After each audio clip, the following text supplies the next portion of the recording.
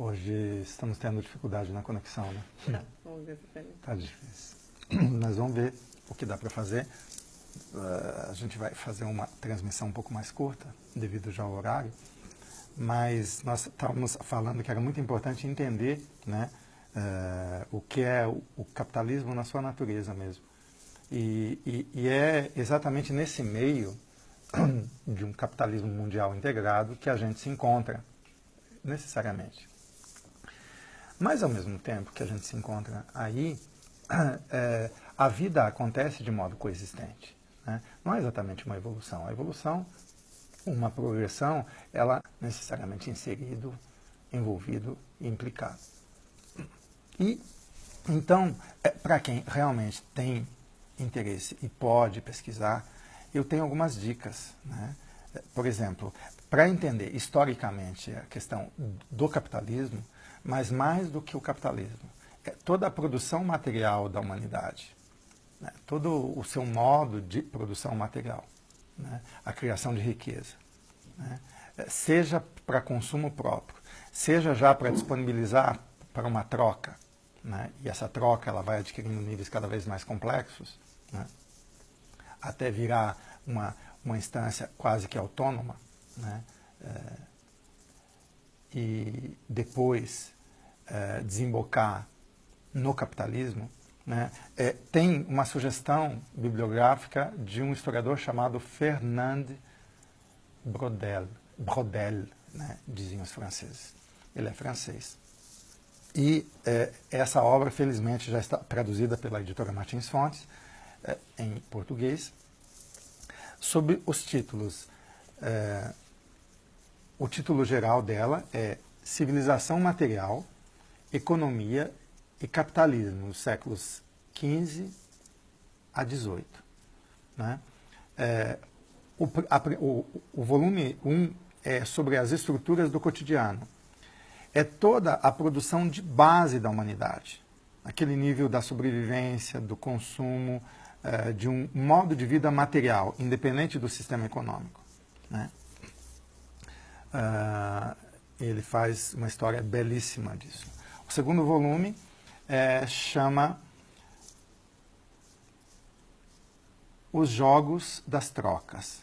Então, em que sai praticamente do campo da produção e do consumo ao nível material, direto, para um campo onde há já as trocas, os mercados se desenvolvendo. Então, é todo o campo da troca, da distribuição, né, operada nas feiras, nas lojas, nas bancas e nos circuitos comerciais, né? Todo esse campo aqui. E o último volume é O Tempo do Mundo, e aí já é exatamente a emergência do capitalismo. É um livro que vai investir diretamente sobre um modo de produção, sobre um tipo especial de se relacionar. Então, o Fernand Braudel, ele tem essa obra, que ele levou 30 e tantos anos para escrever, né, quase uma vida, né, quase 40 anos para escrever essa obra. E, para quem não tem tempo para tanta leitura, existe um livrinho onde ele dá 3 conferências exatamente sobre essa obra em 3 volumes. E cada conferência contempla um volume da obra. Se chama A Dinâmica do Capitalismo, em português, da editora Teorema. Não sei se vocês vão encontrar isso muito fácil, né, mas tentem aí. É um ciclo, então, de 3 conferências que ele deu nos Estados Unidos, em 1977, na Universidade de Johns Hopkins, nos Estados Unidos. E foi publicado em inglês com o título, você consegue ler aqui e dizer, Drica? Título em inglês? Afterthoughts on Material Civilization and Capitalism. Tá? É isso aí. Ok? Está traduzido como? A Dinâmica do Capitalismo. Tá? Bom, vamos lá.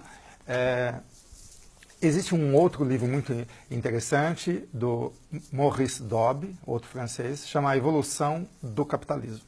Né? É uma obra que existe em português pela editora Zahar Editores. Né? Essa minha edição aqui é a 9ª, mas deve estar já mais avançada. Uma obra muito, muito interessante.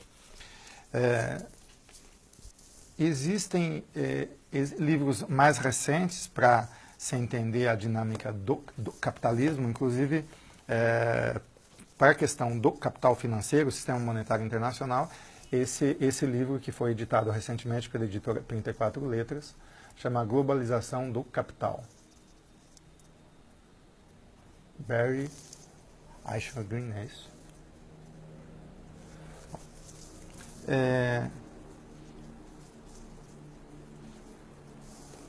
Existe um chamado Economia Levada a Sério. Saiu pela editora Martins Fontes. Muito bom, esse livrinho desmistifica a ideia de um mercado que investe no mínimo de regulação. É um mito, ele diz. O mercado precisa do Estado e da regulação do Estado. A questão é a natureza das regulações, mas há muita regulação, inclusive no Estado mínimo, né, que os liberais e neoliberais tanto apregoam. Né? Então, é um mito achar que a liberdade de mercado pressupõe a desregulamentação.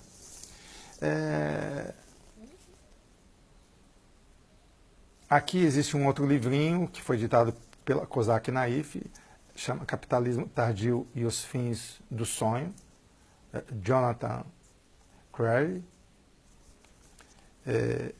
Enfim, esse livro já é um fluxo de pensamento mais livre em relação a vários níveis do sistema capitalista, não só a questão bancária ou da regulamentação. Enfim, existe um outro, Alan Blinder, Bancos Centrais, Teoria e Prática, editora 34 Letras, é recente também. Mas, digamos que não seja, eu acho que essa obra aqui, eu preciso ainda avaliar melhor. Eu não sei exatamente a qualidade dela, eu comecei a ler, mas de uma maneira ou de outra, foi editada recentemente pela editora 34 Letras e parece que é uma obra que tem muita importância para a gente entender o funcionamento atual dos bancos centrais e as suas ingerências também. Né? Agora, existe uma obra fundamental de um pensador talvez pouco conhecido no Brasil, chama Paul Virilio, Velocidade Política, da editora. Tá? Aqui você vai encontrar um pensamento não convencional sobre a questão do espaço, sobre a questão do tempo, sobre a questão das guerras, das máquinas de guerra, sobre a questão das capturas, das liberdades, da segurança. Enfim, é uma obra heterodoxa, mas de uma importância fundamental. Inclusive, é esse pensador que defende a tese de que o Estado nazista é um Estado suicidário, ou seja, que a questão do nazismo, a questão fundamental não é a do Estado. O nazismo, inclusive, suicida o Estado. E, ao mesmo tempo, é ele que sustenta que o Estado totalitário, uma vez que o nazismo é um Estado suicidário e não totalitário, porque o nazismo não se interessa muito pelo Estado. O nazismo é uma questão mais de movimento absoluto do que de Estado. Né? E o Estado totalitário é justamente o Estado mínimo, apregoado ou cantado pelos neoliberais. Então a ideia é que esse Estado interfere menos na vida e que seria o que deixaria mais margem de liberdade para a sociedade e para os indivíduos, e vai dizer o contrário, que esse Estado é o mais totalitário de todos. Né? Então é o Virilio que diz isso. Bom, agora nós temos, claro, Marx, o velho Marx, é interessantíssimo. Existe um texto, para quem já leu Marx, enfim, ou para quem quer se introduzir, que está na coleção Os Pensadores, que se chama Para a Crítica da Economia Política. Né? É um texto de 1859, fantástico esse texto. Eu acho que todo mundo deveria ler ou ter isso como uma base do pensamento da economia política. Bom, e porque Marx, inclusive, ele vai inovar, não na distinção do valor de uso e valor de troca na mercadoria, nem na questão exatamente do valor como tempo embutido nas mercadorias, tempo de atividade, tempo de trabalho abstrato embutido nas mercadorias. E tem outras teorias do valor que vão dizer que o valor da mercadoria vem do seu uso, assim como tem a outra teoria ainda que diz que vem de um limite marginal, né? O último objeto a ser produzido, né? Qual é o custo, e é esse valor que vai determinar o valor dos outros objetos, enfim. Então você tem aí diferença na maneira de pensar o valor, né? E o Marx, ele, na verdade, vai inovar numa coisa muito interessante, na distinção não entre capital fixo e capital circulante, porque isso já Adam Smith e Ricardo faziam essa distinção, e outros economistas, mas na distinção entre capital constante e capital variável. E aí realmente ele inova e ele vai descobrir que o capitalismo opera segundo uma lei que ele chama de baixa tendencial do lucro. Né? E essa lei é o limite do capitalismo, mas não um limite exterior, um limite dado pelo esgotamento dos recursos naturais da terra, por exemplo. Não é desse limite que ele está falando. É de um limite imanente, intrínseco ao próprio capital. Né? E, então, é belíssima a tese de Marx e eu acho que ela é um instrumento interessantíssimo para a gente entender os movimentos atuais. Né? Ela é extremamente atual. Né? E eu acho que a gente pode retomar e aproveitar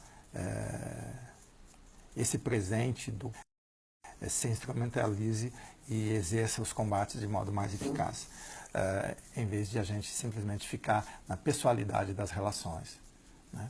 A gente tem que sair do campo pessoal, ficar atacando esse ou aquele político, ou esse ou aquele partido, enfim, a gente tem que ultrapassar.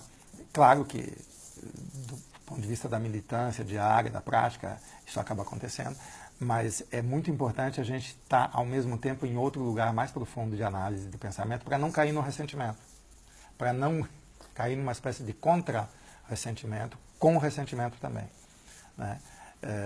E que facilmente as políticas de classe ou de luta de classe podem cair também. Então é muito importante a gente entrar no campo do pensamento.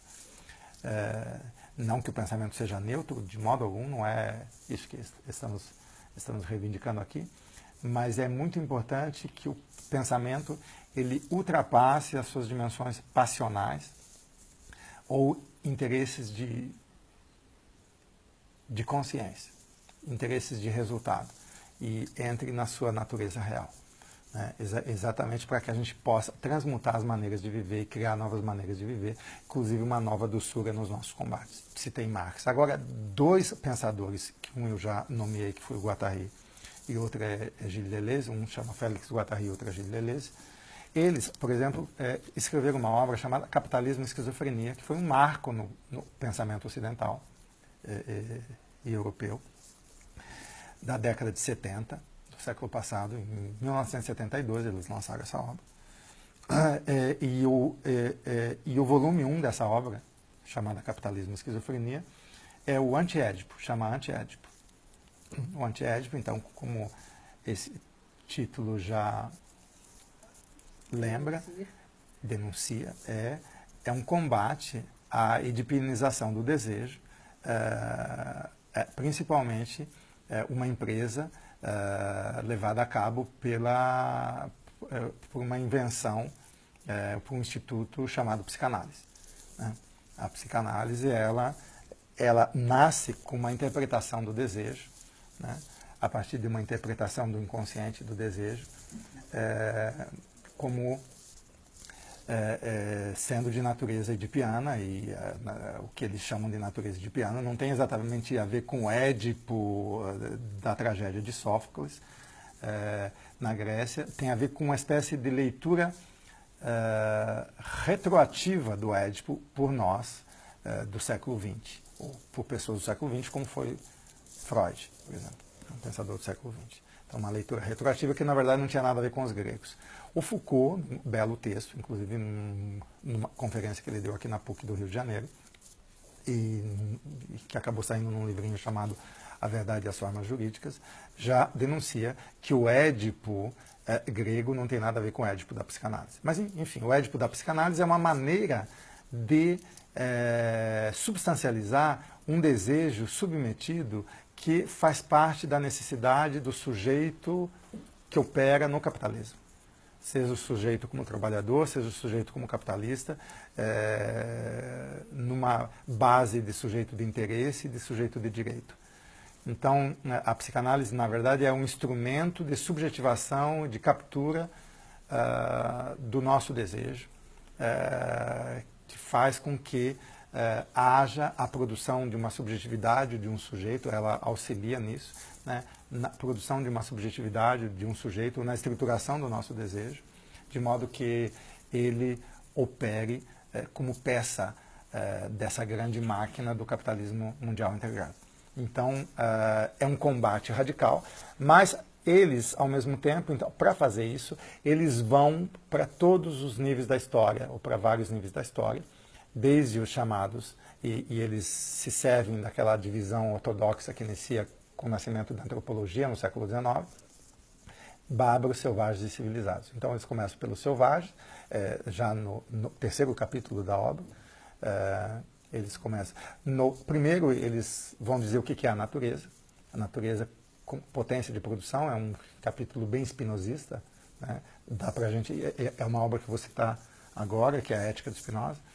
Mas, enfim, o segundo é o familialismo, que eles denunciam e atacam as práticas edipianas e o modo de existir contemporâneo, né, moderno e contemporâneo, que é um modo edipiano, familialista e tal.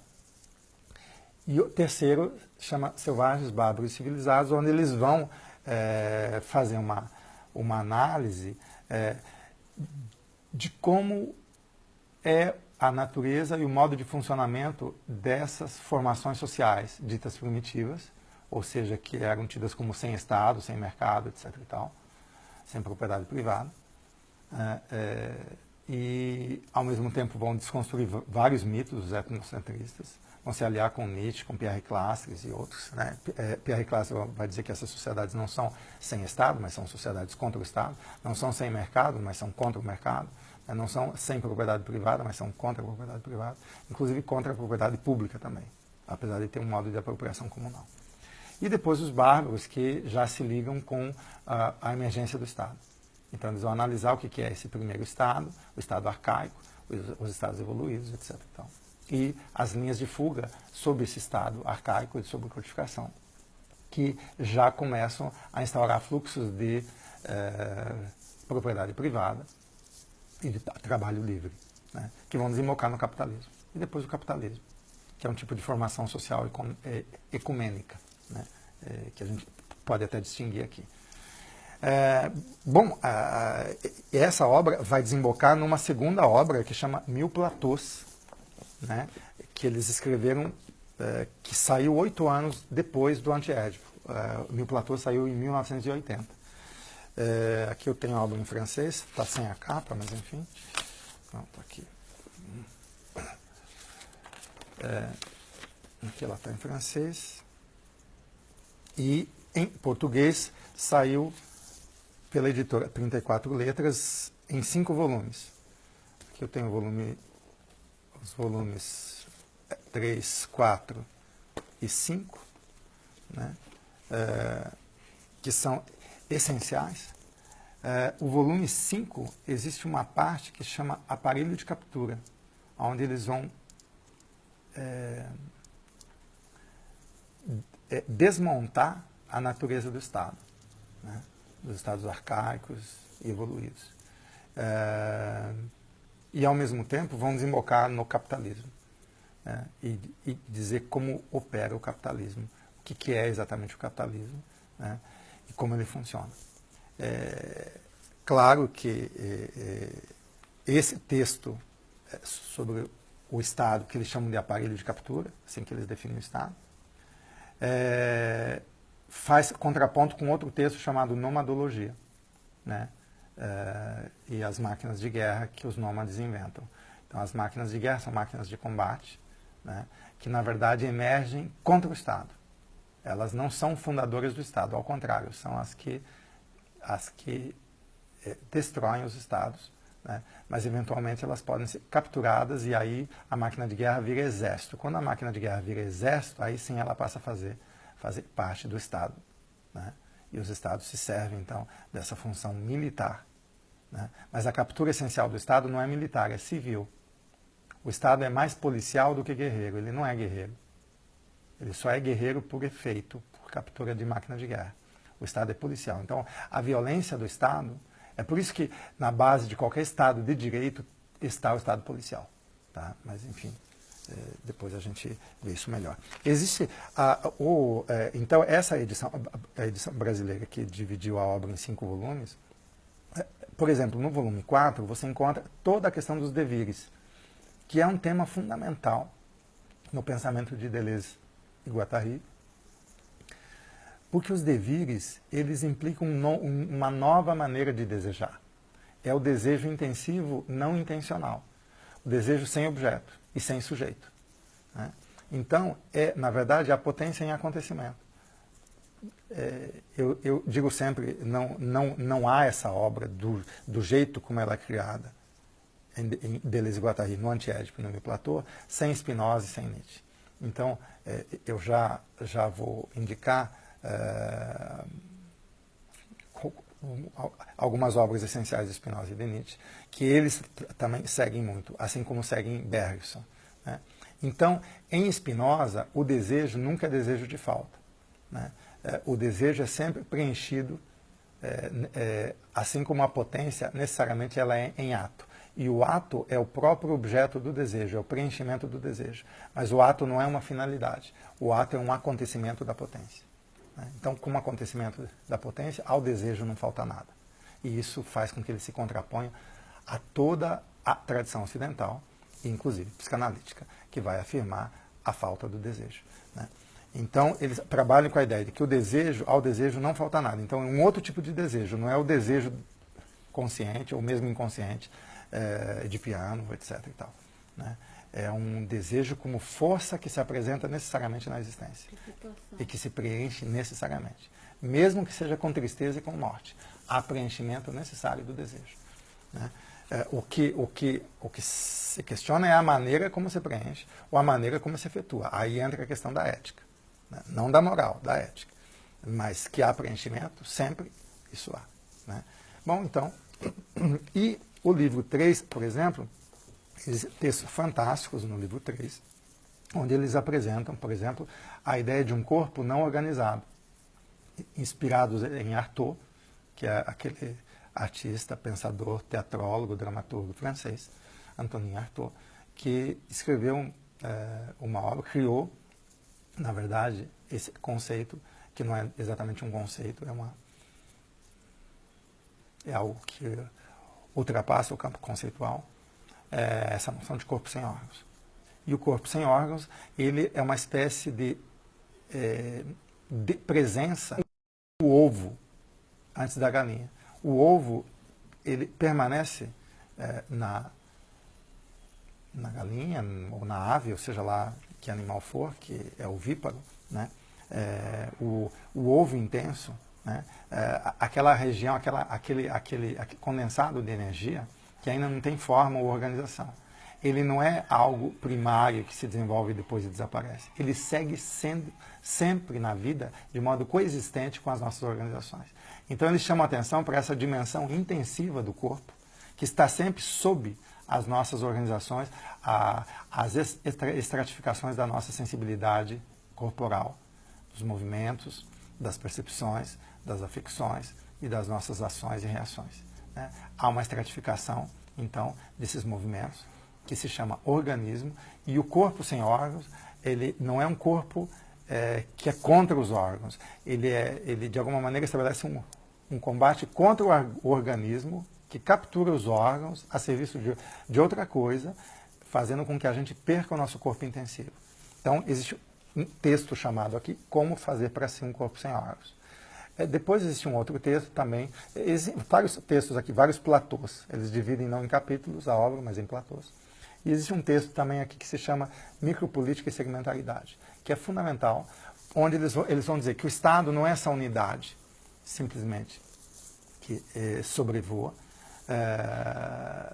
e que se sobrepõe às sociedades segmentárias como as primitivas. Aliás, esse conceito de segmentaridade foi inventado para explicar pelos antropólogos e etnólogos, para explicar as sociedades primitivas. Ele vai dizer, nós também somos segmentários. Nós somos segmentarizados em tudo, né? Pela família, pela escola, pela nossa profissão, pelo nosso lazer. O espaço é segmentarizado. Há vários segmentos circulares, um significante. Enfim, há várias maneiras de a gente se segmentarizar. E não há poder unificado e transcendente que não dependa dessas segmentações imanentes. Então isso é fundamental, inclusive faz com que a gente distinga dois tipos de burocracia, uma burocracia hierárquica e uma burocracia horizontal.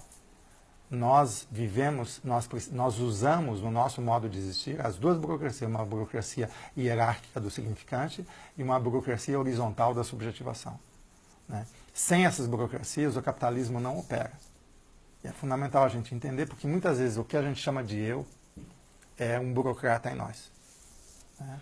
O que a gente chama do nosso nome próprio, da nossa intimidade, da nossa vida, é um preposto de poder em nós, é um outro, é um estranho que se familiarizou tanto e se tornou tão estranho para as forças mais sutis, interessantes e intensivas que nos constituem, que nós mesmos nos tornamos estranhos para nós mesmos, né? E começamos a ter uma vida banal em função de uma forma exterior que se introjeta em nós e que também faz com que a gente perceba que o Estado está agora muito mais do que fora, está dentro de nós, está interiorizado.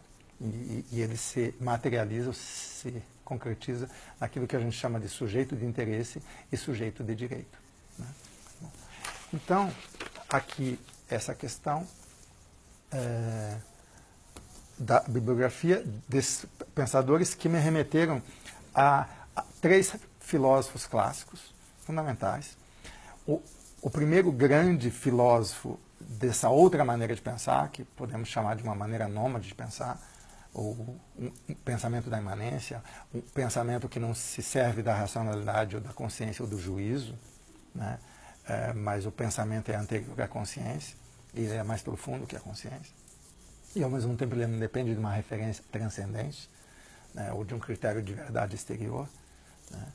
É Spinoza. Baruch de Spinoza é um holandês do século XVII, que nasceu em 1632 e morreu em 1677, portanto, viveu 43 anos, não, 45 anos, parece. E a obra fundamental dele, além de algumas outras, a Ética é a obra capital do Spinoza, e é na Ética que ele vai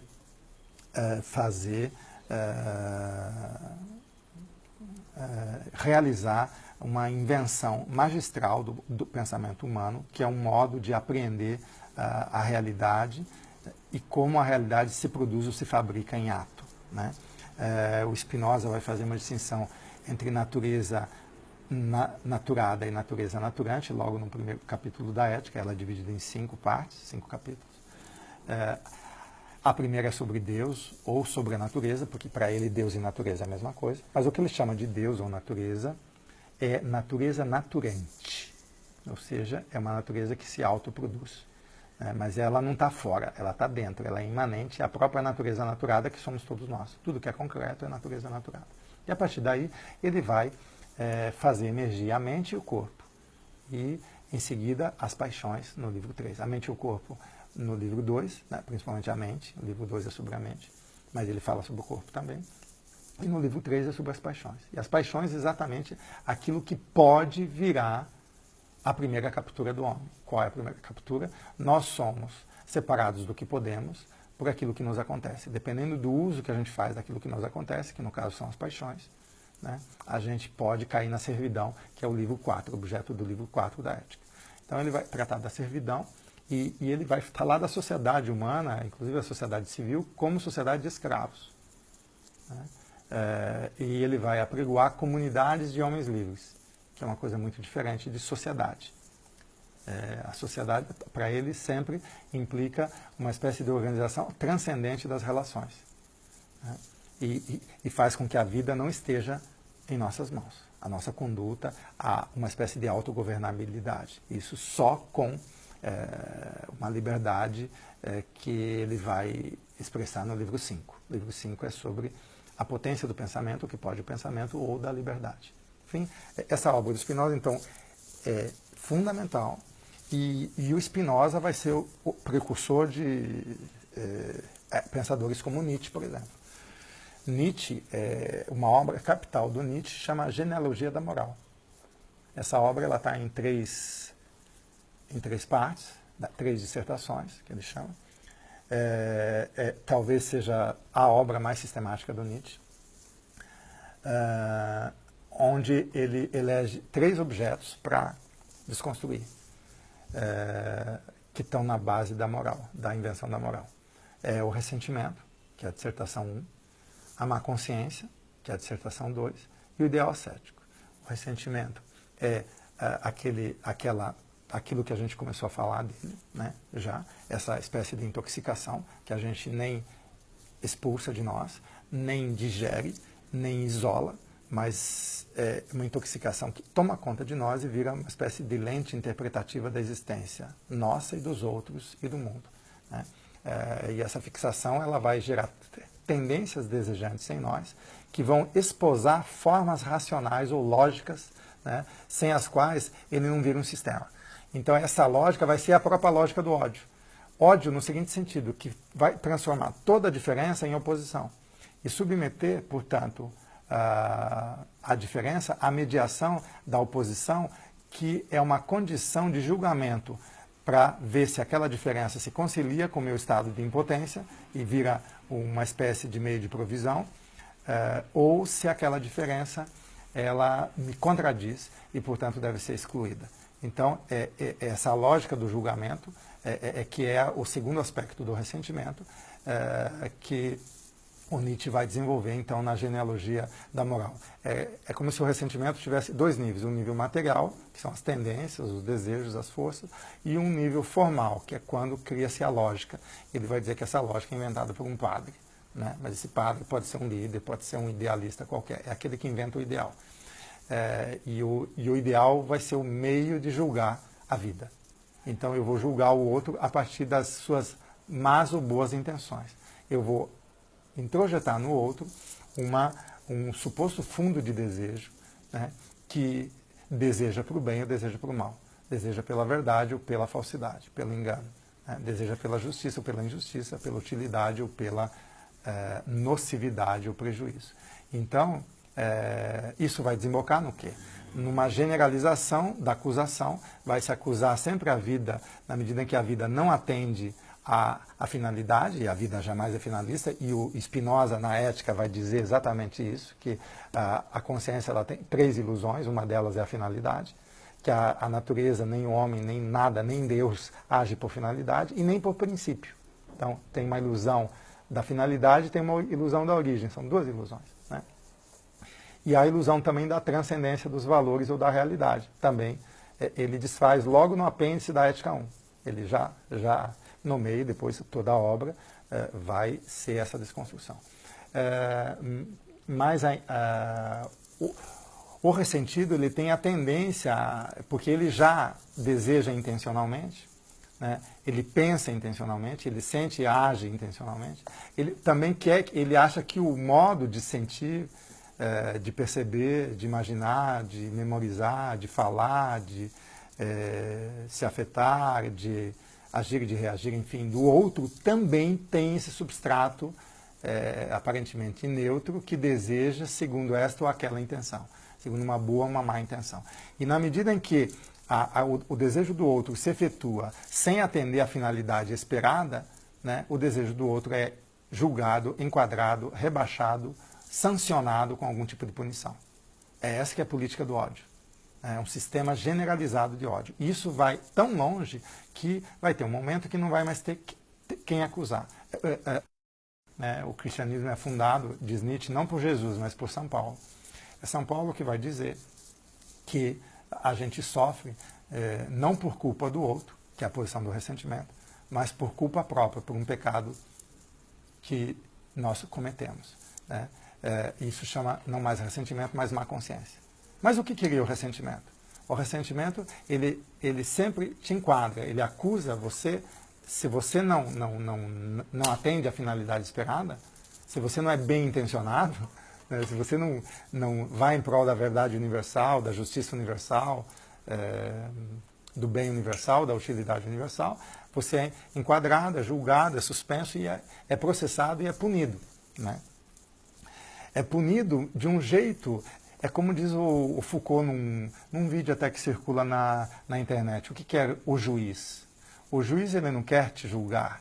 Ele quer que você sinta que você merece, você mesmo deve se julgar a si mesmo. Você deve aceitar aquela sanção, aquela pena que você está recebendo. Porque você merece aquela pena. Ou seja, você, ao invés de ficar acusando o mundo, você se acusa. A culpa é tua? Não, a culpa é minha.